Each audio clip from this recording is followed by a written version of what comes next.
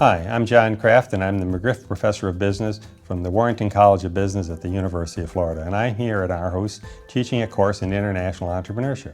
What this course deals with is a combination of three major disciplines: international business, which is the idea of going global; also entrepreneurship, which is in the area of startup companies; and then strategies that companies use in making business decisions.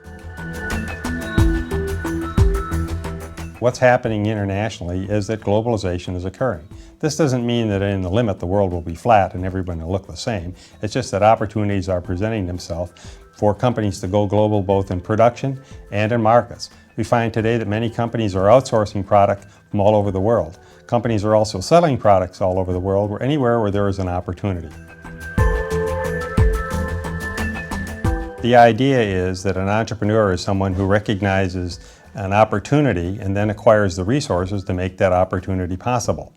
Sometimes it may be in the technology area, sometimes it may be in the area of a new product or a new idea that's not technologically based. But it's the idea of starting a new venture and competing in the world. However, what we found with research is that over time, the number of entrepreneurial companies that actually start up within 2 years, many of them are actually operating internationally. A lot of that has to do with underlying factor conditions in the country. The country may be very small, their market may be small. They may go international because they're looking to expand into new markets. They may also go international in that they are essentially trying to expand the value chain, that they're outsourcing production or outsourcing distribution or some aspect. We find this a lot with companies that are attempting to compete globally to either lower cost or differentiate their product, they need to go internationally. The global aspect means that you're selling outside of your home country and outside of your own home continent. So for Denmark, an international entrepreneur would be defined as a company that essentially is receiving the majority of its business from outside of continental Europe. And this is possible because we find today that businesses are outsourcing product, selling product, and getting financing from global operations, whether they're from Europe, Asia, or the US, but also selling product in Latin America.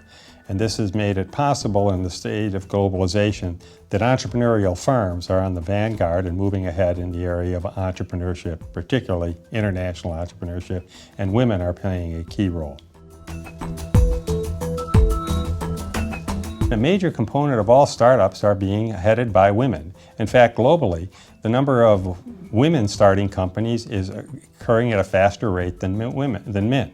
Women play a key role in international entrepreneurship and a key role in driving companies to go globally. These women, while in fact the women in various parts of the world run into barriers, they are not viewed as women in the country in which they're trying to sell product or doing business, but are viewed as a businessman or a businesswoman. So they're considered identical. And women are a key factor of this because with their improved productivity, you're able to improve the productivity of the country. And production by women is very important. Denmark has a couple of factors. If you look at Gert Hofstede's indexes, you see that women are clearly viewed as a high priority in Denmark versus other countries. They are valued and treated as equal to men. They have what's called a low masculinity index in Denmark. Secondly, Denmark is also a country in which risk-taking is encouraged. And in fact, you find that on the index, they have a low what's called uncertainty avoidance. You combine women with the fact of risk-taking, and you create a potential weapon for clear opportunities in international business and an opportunity for entrepreneurs to go globally. Clearly, the future is in the number of women who go globally and the number of women who start companies that go global.